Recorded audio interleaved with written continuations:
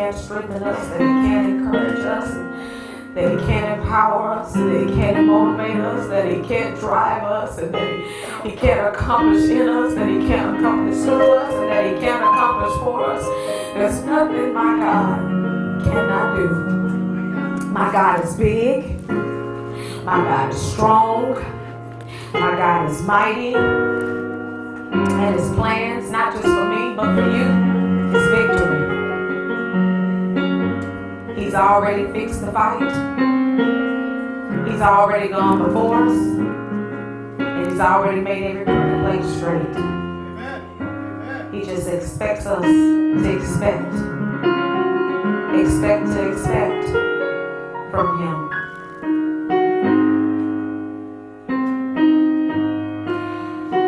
It saddens God and me when we're so comfortable in the way things always happen that we don't ever transition to the way things can be and will be.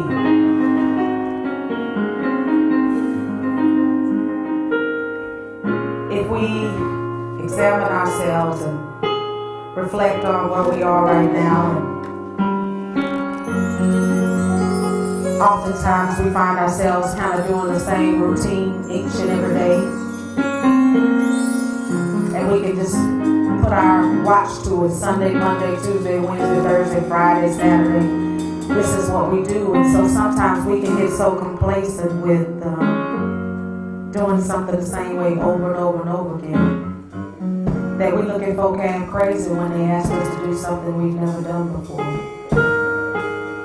But it's time, I hear the Lord saying, to level up.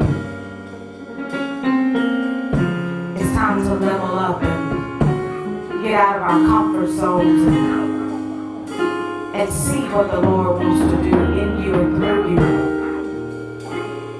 He's not expecting you to have confidence that you can do it in your own abilities, but He is expecting you to have confidence in the greater that is on the inside of you to be able to accomplish that in which He set forth for you to do. And what you don't understand is that kingdom movement and a kingdom advancement is about empowering and equipping the next person who doesn't know as much as you know about God. It's about them being able to see something in you that makes them want to be not imitators, but following you as you follow Christ. That would mean that would require you to get out of your mundane and out of your comfort zone and out of your complacency to do something you've never done, to get something you've never gotten, and that is God's Spirit and power. He promised us that signs and wonders will follow us if we believed. Yet so many of us are not operating to our fullest potential because it's not a matter of belief, but it's a matter of stirring up the gifts that are on the inside of you. And if you never stir up the gifts that are on the inside of you, it's just not going to fall from the sky and dust just sprinkles over you, and then you begin to move and operate in what God called you to. He's going to equip you and empower you as you do what you're supposed to do to receive it. There are some prerequisitions. There are some things that God is requiring that you do for yourself. He's not going to do for you what He can do through you. And He's not going to do it through you if you don't ever recognize that there's something in you. That you're not just somebody who sits on the same row in the same seat every Sunday and just, half worships God and listens to the sermon and then go home and go back to your same routine day in and day out. I really have a heart for what my pastor does. I really honor, and I was younger back then, but I didn't really fully understand until I became into the maturity of God to understand what it takes to do what this man of God does. And he does it well, and he doesn't do it to appease us, he doesn't do it to please us, but he does it to please God.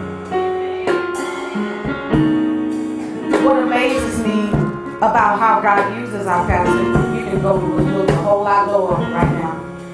What I love about how God uses him is, I don't care if it's one person. That's right. I don't care if it's two people. That's right.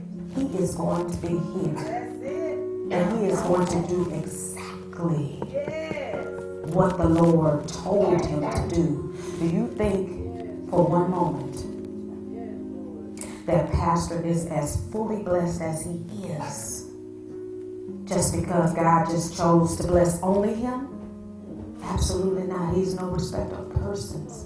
But what I finally get in this season of my life is it is about consistency and it is about obedience. It's amazing how we can be consistent and obedient on our jobs for a measly increase or a pen or a button or a personal PTO day off or for a watch or for the 401k and the medical benefits when God is the ultimate healer. We can do all of this, song and dance, for man. But when it comes to God, we have to give him. Kim Burrell sung a song years ago, I come to you more than I give. I always got my hands out instead of me lifting them up. And that really resonated in my spirit. And it brought tears to my eyes. And I cried out to God and I said, I'm so sorry that I'm always thinking about what's in my best interest and me this and me that, my this and my that. Not really understanding that if I take care of what you said to do, you're going to take care of all of that and more. Yes, he will. God is absolutely infinite in everything. And the problem with us is we don't know how to wait. Lord, have mercy, help me today. Now, I had a little issue with waiting myself. So I'm not sitting up here on a high horse trying to tell you that, I am just stellar when it comes to waiting. When I was thinking about this word, Psalms 27:14,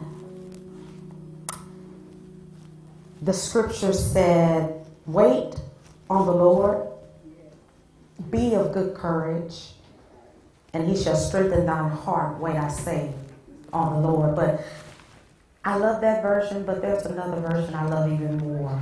And it's the Amplified Classified version. And it says something that really, really made me think about how I've been operating. It says, wait and hope for and expect the Lord. Be brave and of good courage, and let your heart be stout and enduring. Yes, wait for, hope for, and expect the Lord. Look at your neighbor and say, wait for, hope for, and expect the Lord. So waiting. I kind of touched on this in a sermon or two before, and I understand now, I didn't before, but when you get mature in God and you understand that everybody's in a different season, you understand that repeating something over and over again needs to be done, and it's very necessary because people are half hearing what you say half the time. So you got to keep saying it over and over and over again. Eventually something just clicks one day and you begin to operate in that thing, and then you wonder how you operated in it, but it was because the seed was deposited and then it kept getting watered over and over again with the same word. And so when I thought about waiting, I thought about how I wait in line. And you can sit there for a whole 5-10 minutes in that line. You'd be like, dang, look at that line over there, look at that line over there, that's long. Oh, okay, I'll just stay where I'm at. Dang. So you sit there and you keep waiting and you wait and you wait and you're like, oh my God, when am I going to get up out of here? In a minute, I'm about to just put all this stuff back because I'm just tired of sitting up there waiting.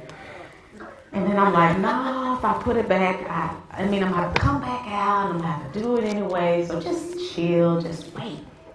So the whole time I'm sitting up here focusing on, oh man, it taking so long. Waiting. And then the next thing I know, the light come on. I'm like, oh no. What happened? She got her coupons up there and her price match. And I'm like, oh my God, we're going to be here all day. Okay. No. Let me go on to another line. So I get out of that position that I was placed in. Go to another position where I wasn't supposed to be. And then I sit and wait even longer in that position because I moved and I shifted when I wasn't supposed to. And so then the next thing I know, I look over there, the light done went out and the people are moving and here I am starting all over again. Because I didn't learn to master the art. It's an art of waiting.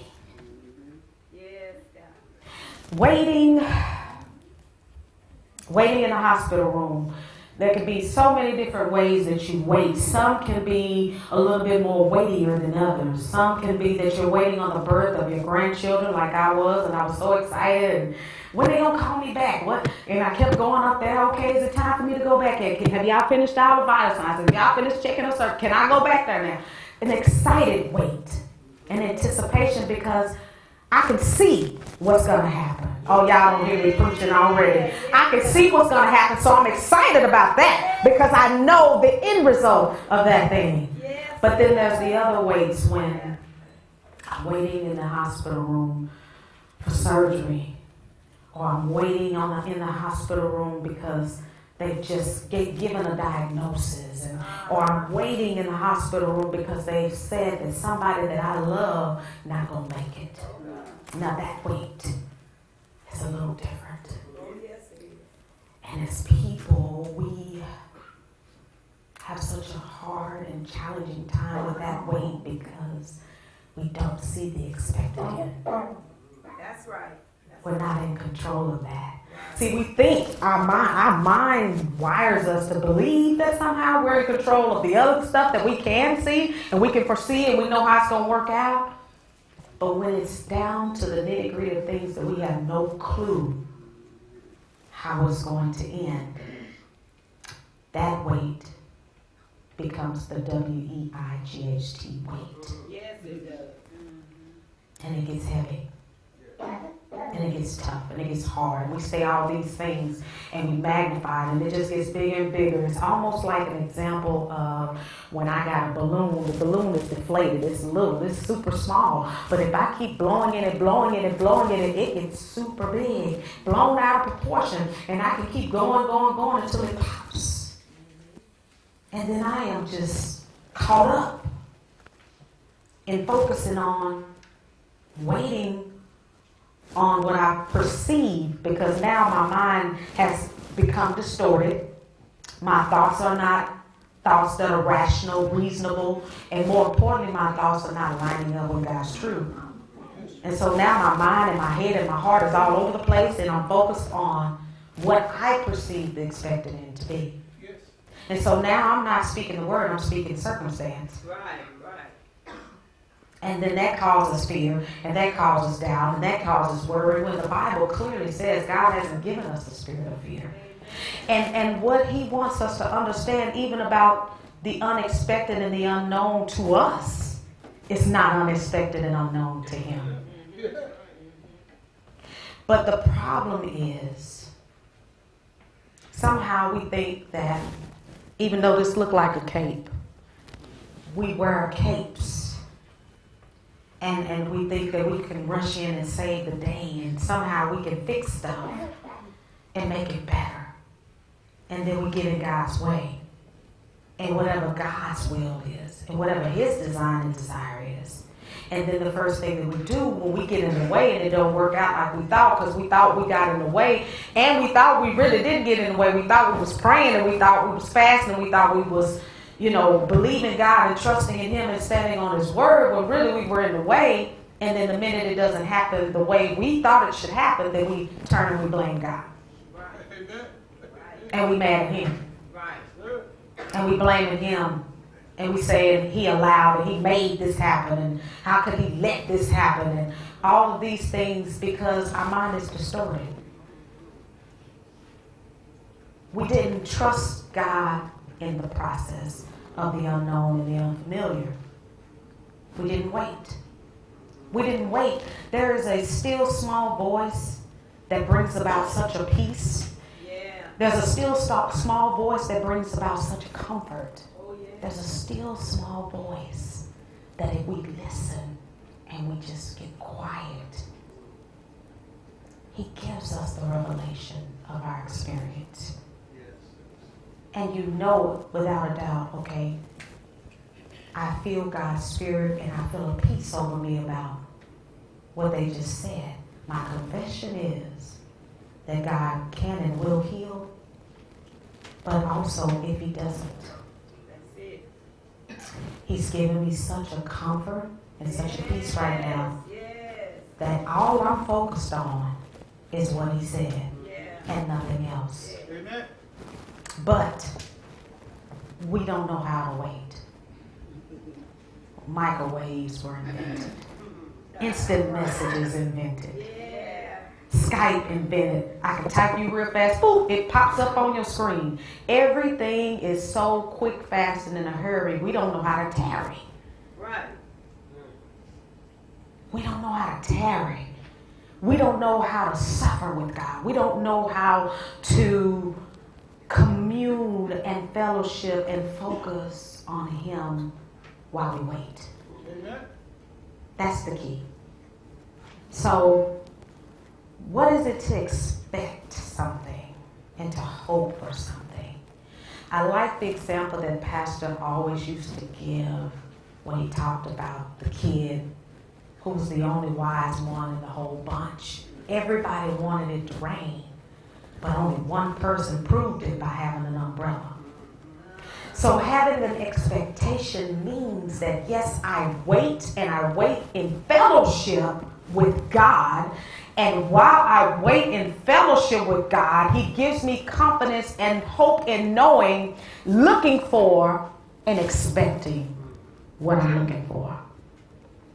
Some of us have waited 10 years, 15, 20 years for something that we've been asking God to do for our family, in our finances, in our lives, whatever it may be, and it hasn't happened yet, keeping yet.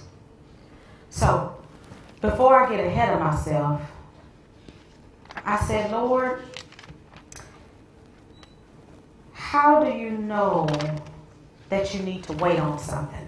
Because I don't want to just tell the people, wait, wait on the Lord. And they be like, okay, but how do I know? How do I know that that's what I need to do? How do I know I need to wait on the Lord? So the Lord gave me several reasons why we should wait on the Lord.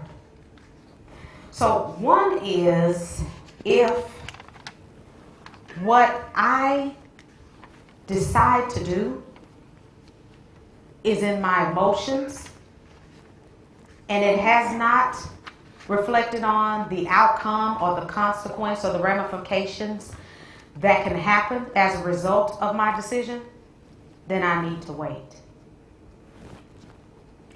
If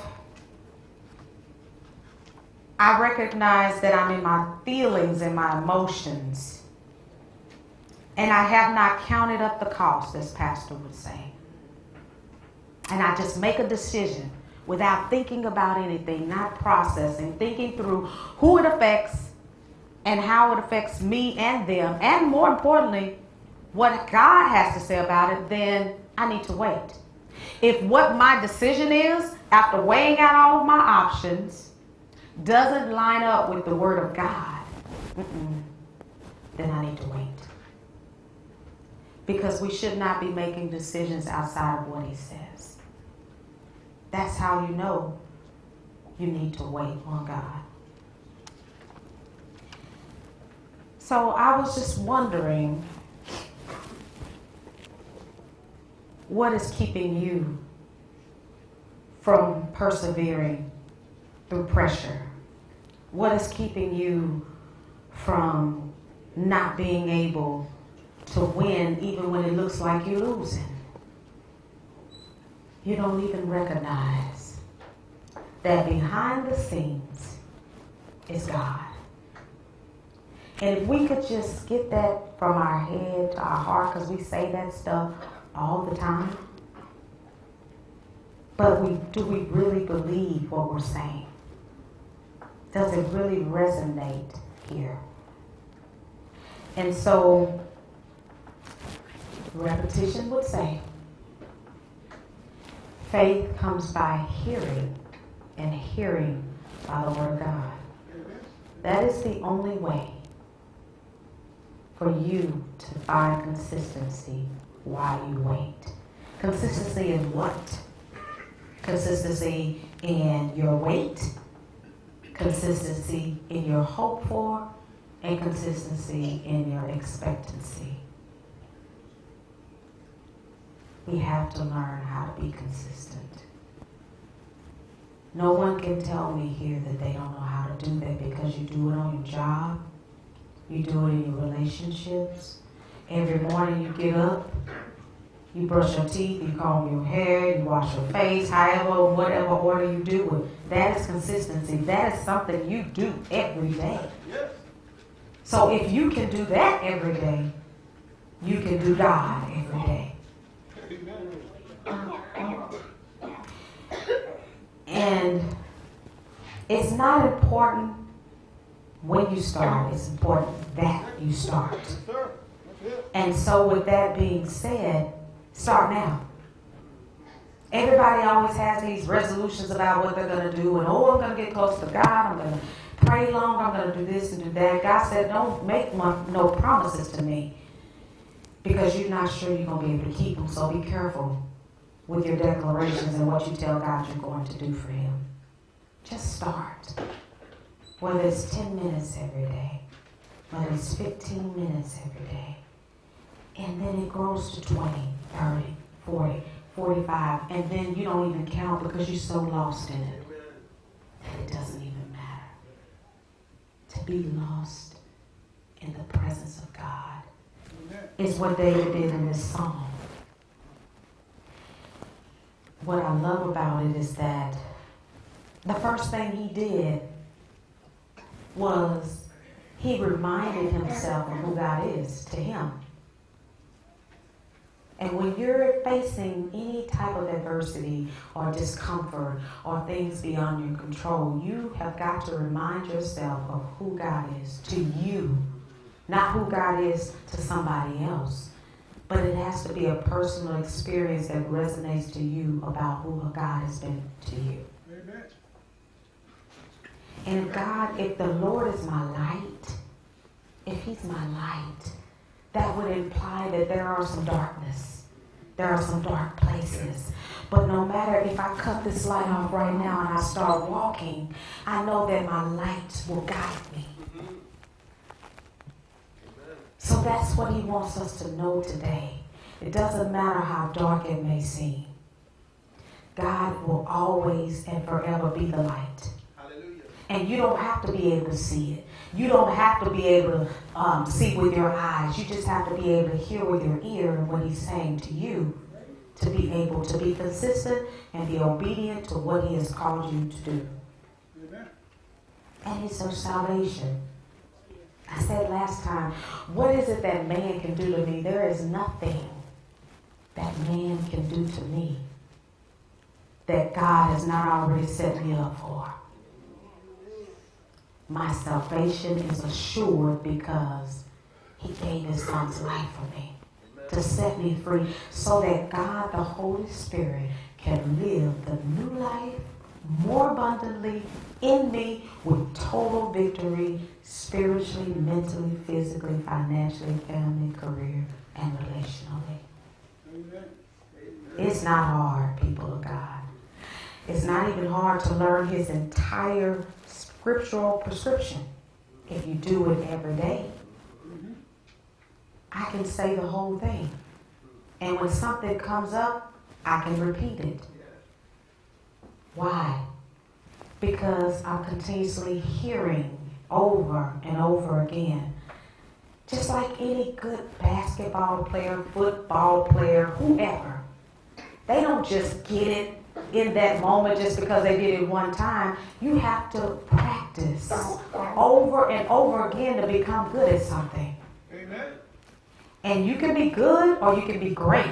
So you can do it over and over and over again, more and more, and become great at something. Why don't you master the art of trusting God? Amen. How about that? Amen. Because that is our problem with waiting. That is our problem with waiting. And then when we don't totally and completely trust him, we can't hope. All we can do is worry.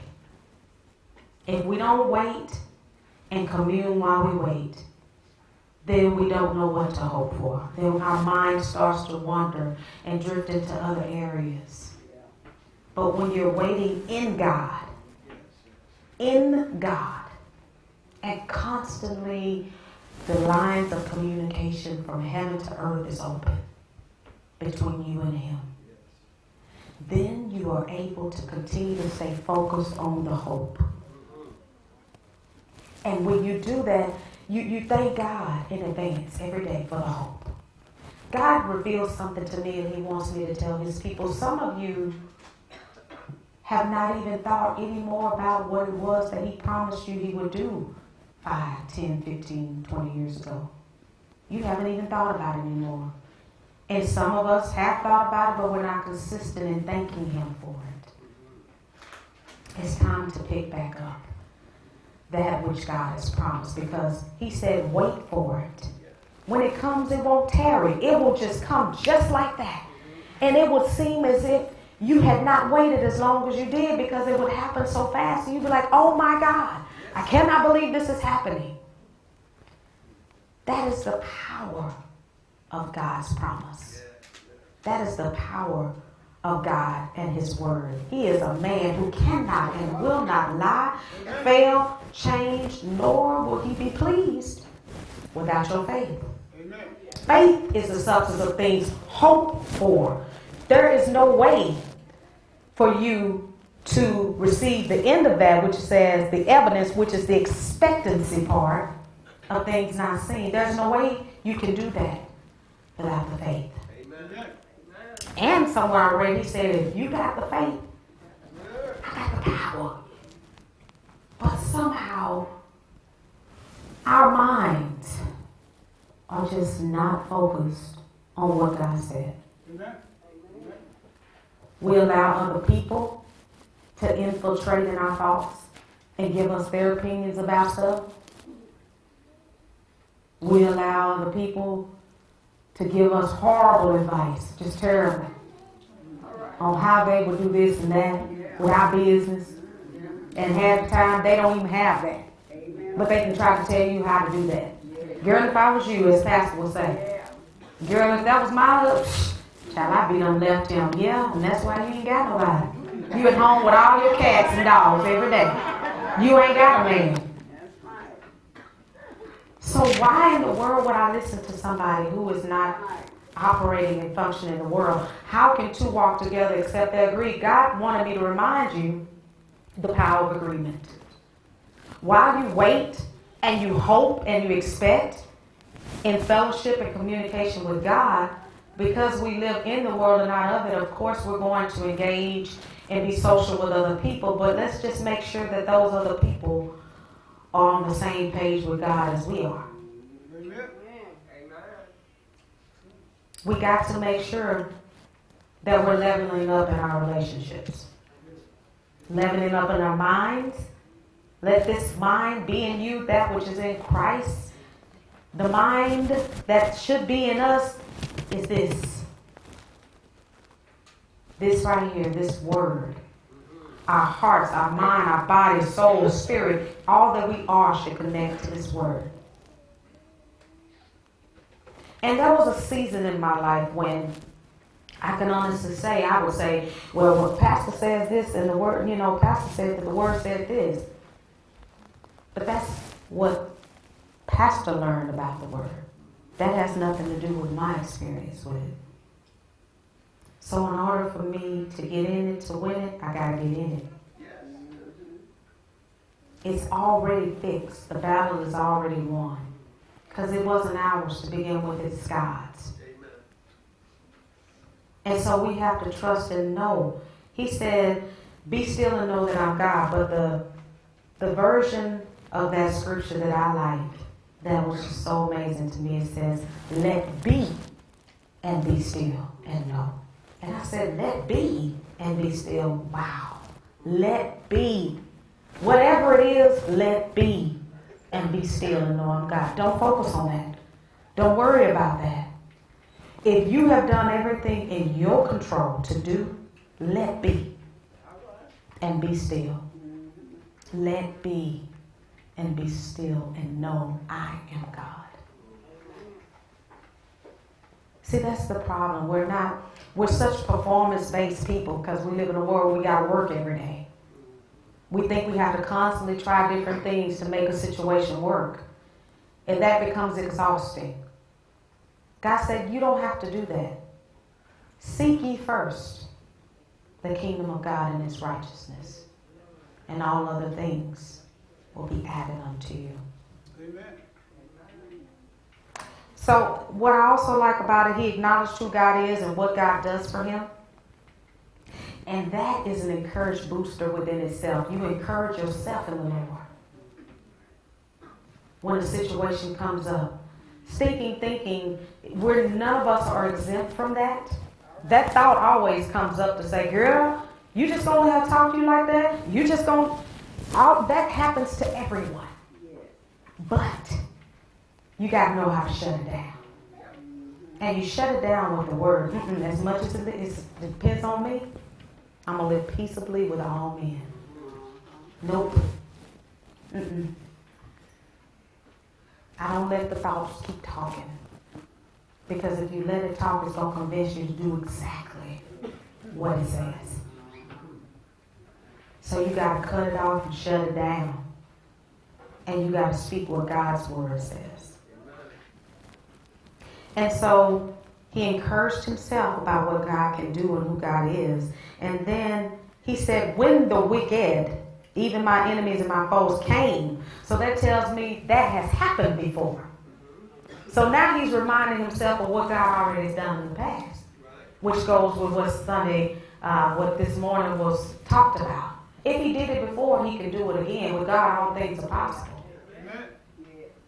So now he's reminding himself, don't trip, don't start getting all in your emotions and fretting and worrying. And another version says that, you don't fear them, but it also says you don't worry about what they're going to do. And so that means that I can reflect on all that stuff God's done, and he's done a lot. Amen. And even in those times when I tripped out or was worried or concerned about it, he still did exactly what he said. He still came through. And I mean, when he came through, I'm like, wow, blow my mind come through. He did way more than I expected. And from that, I'm grateful. And so I can remind myself of that, and that will help me stay focused too. Amen. Remind yourself of what God has already done. And you will get full just remembering that, because if he doesn't do anything else, what he's already done is more than enough, because it was a whole lot. You know where he brought you from. It was a whole lot. I know it was for me. It was a whole lot. I was one of those people, when I came in the room, I didn't brighten it. So he's done a whole lot. Praise the Lord. So I have been meditating on Psalms 27 for a couple of months now because I was in my own situation on my job. And, you know, people tried to come up against me and speak evil against me. But my problem was I was so caught up in worrying about what they was doing that I stopped focusing on what God said.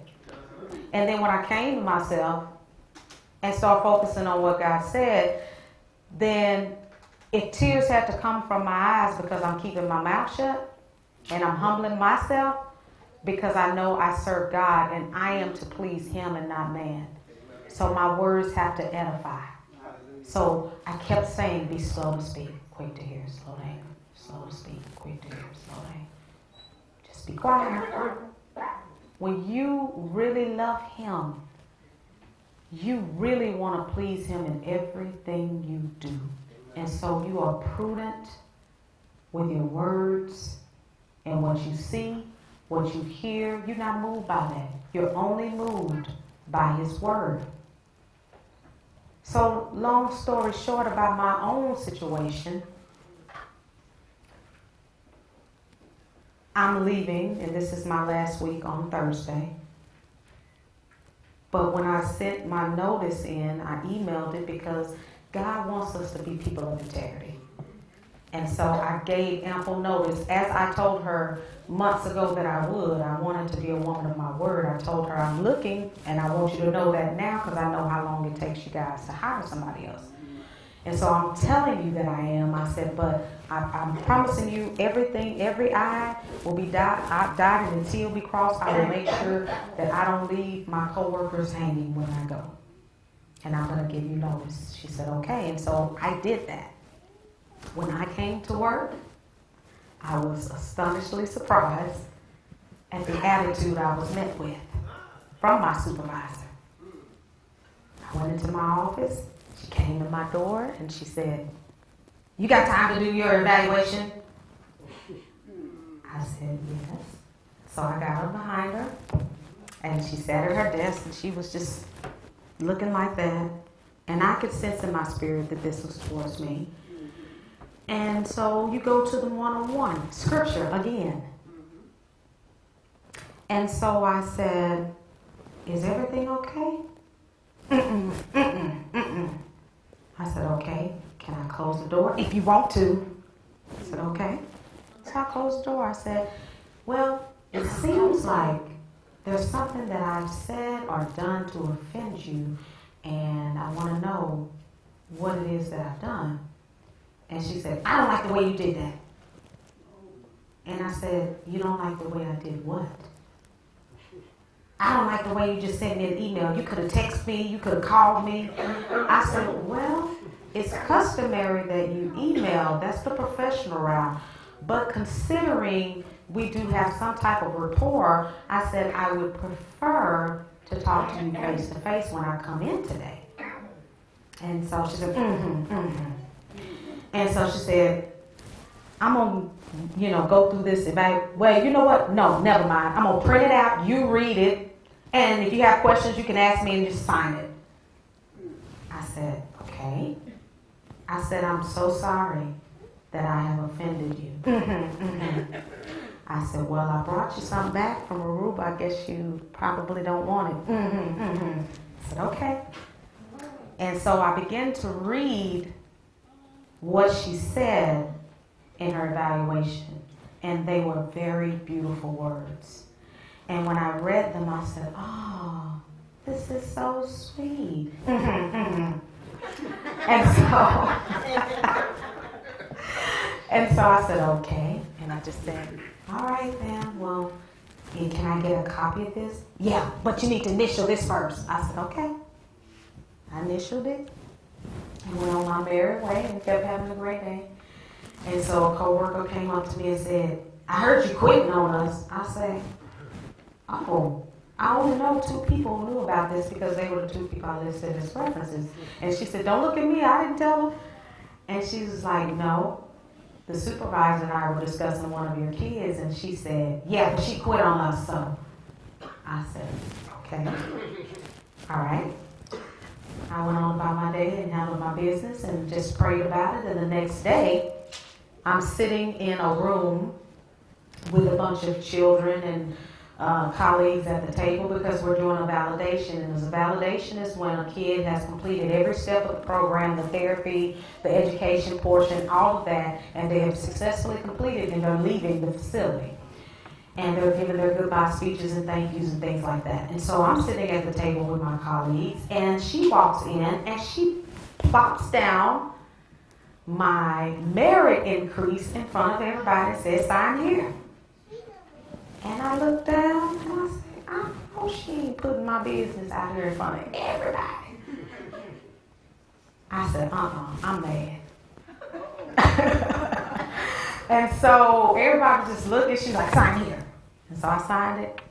And so then I looked up, I went to the council room, I said, I gotta go, guys. Because they already knew that I was embarrassed and I was upset. And so I went into my room and tears began to flow. And I began to pray and I said, Lord, I need your help.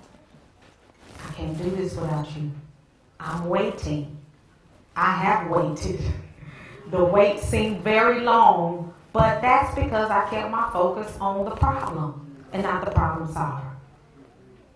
And so he gave me a peace about it, and I should have just left it at that, but I didn't. I called my husband, I told him about it. He said, and I respect and understand what you did. He said, but what I think you should do also is you should go talk to her boss because that's very unprofessional, and she is going to attempt to make your week a living hell if you don't. Because this just looks like retaliation. And I said, I have tried the one-on-one, and then this is day 2, and she's still doing it. I said, you're right. I am going to do that.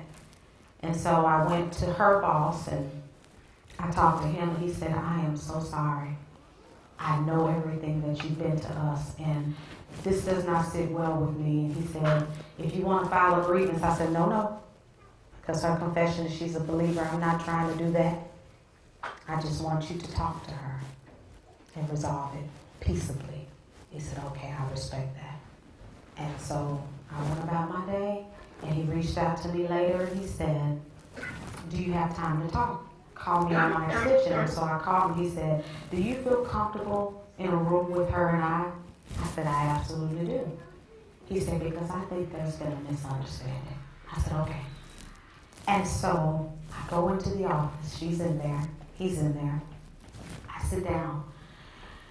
And he opens up the discussion saying, I want you to know that none of this is your fault.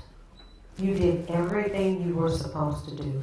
There's just some things we need to shift as far as management is concerned, but you've done nothing wrong. It's not your fault. And I'm like, okay, I know. Why do you keep saying it? But she said, let me start off by saying, I apologize. And I take responsibility for that. And that did look very unprofessional that I set that information down in front of everybody. She said, but in my head, I was just focused on, let me get this done, because the minute you said you were resigning, HR just started coming to me with, oh, you got to do this, you got to do that stuff. And I said, okay. And all of a sudden, she bursted out in tears. She said, you don't understand. I don't want you to leave, and this hurts me that you're leaving. You'll understand because you're a leader, and when you get in a position where you have people you employ, when you find a good worker that you never have to worry about, you will understand how I feel. And I'm so sorry. And she just began to tear up. She said, and I want to show you something to show you what I mean.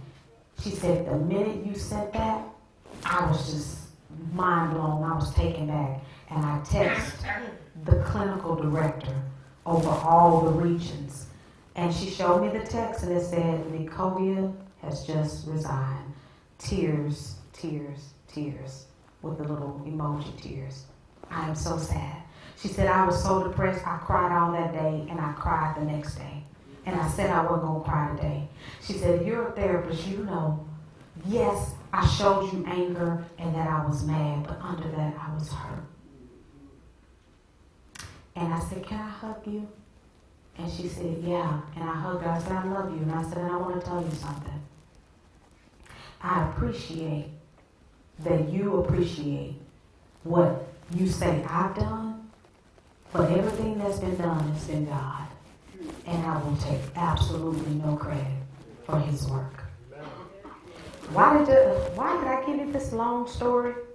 I felt it was necessary because I wanted to say two things. One, even in the midst of me messing up and taking off my focus just a little bit off God and focusing on my circumstance, he still did exactly what he said he would do. You follow his instructions, he will take care of the obstructions. It doesn't matter what looks like is blocking you or getting in your way. God is God, and he's bigger and greater than anybody and anything. And he's stronger and he's mighty, and there's nothing that he cannot do. And what I told him in that moment, because I felt my help and I was just confident in my help, I said, when I drop the mic and I leave up out of here, I leave in peace, because I know I left it all on the table. And to God be the glory for the things that he has done. And that's why in your wait, you have to remember your assignment. In the wait, remember the assignment. So in the wait, the connectivity and the fellowship must continue to flow. And in the wait, you must remember your assignment. Stay focused on what your job is. Keep the main thing the main thing. That's what you have to do. If soldiers and the army or the Marines and all of that got in their feelings, we would have so many people not alive today. They really know how to arm up. They gird their loins. And they are focused on their mission and their assignment. And they understand that lives are at stake if they don't execute exactly the way they've been taught. Oh, come on, y'all don't even hear me.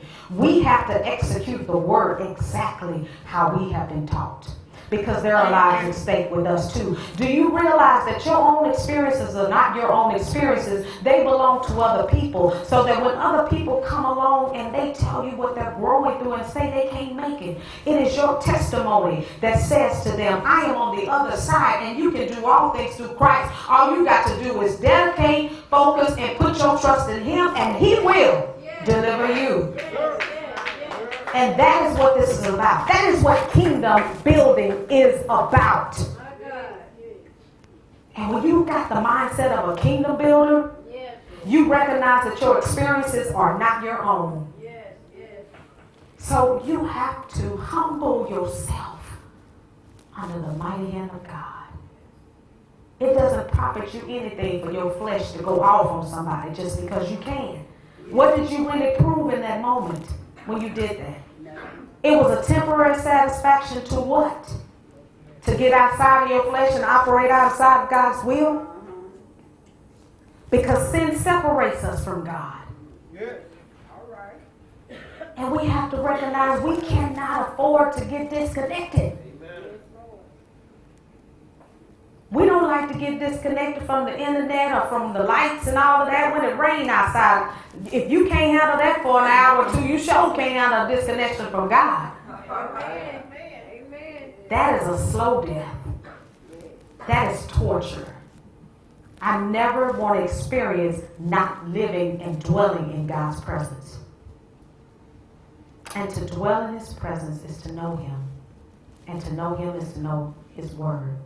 And to know you is to know him and his word, because you and him are one. Amen. And you will know that by his word.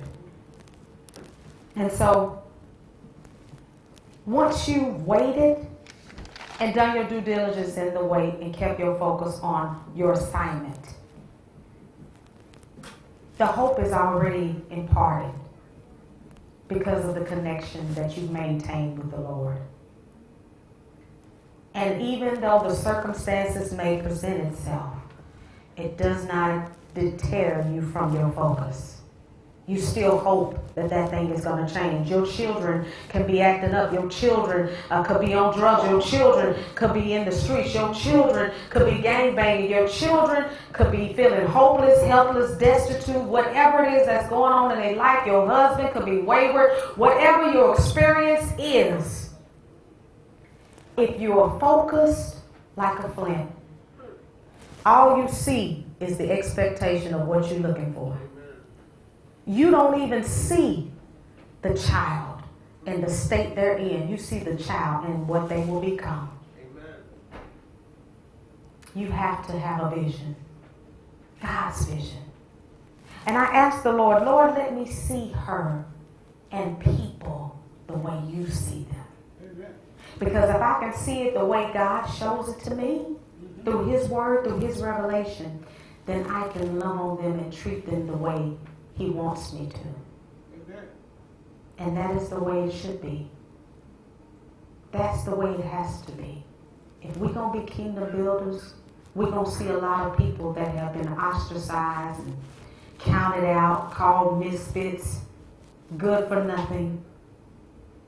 And we have to be able to see them as God sees them. Amen. See them how they are and not how they are in the moment. See them how they will be. But you will never get to the point where you are a kingdom builder, waiting, hoping, and expecting until you learn how to be in total and complete communion and fellowship with God. And I will say that every time I get up here until it resonates. You have to have a personal relationship. It cannot be Sunday morning. It cannot be just Wednesday night.